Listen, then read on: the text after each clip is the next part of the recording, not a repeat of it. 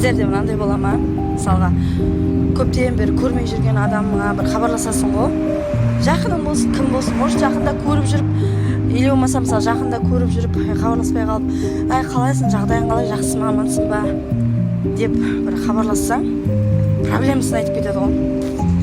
Сондай адамдарды көрдіңдер ма? Наоборот, қазір дейтін сенің жағдайыңды сұрайтын адамдар саусақпен санарлық. Жағдайыңды сұрап тұрғанда не надо, проблемаңды айтып. Проблема ол бүгін бар проблема, ертең шешіледі ол. Шешілмейтін нәрсе жоқ. Бүкіл ана жақтан бүйтіп атым, сөйтіп атым, проблема айтып кетеді. Главное, денің сау ма, жүрегің соғып тұр ма? Какой-то бір адам сені іздеп хабарласып, сенің жағдайыңды біліп тұр ма? Альхамдулилля десеңші. Проблема деген ол бітпейді. Сондай адамдарға таңғаламын да.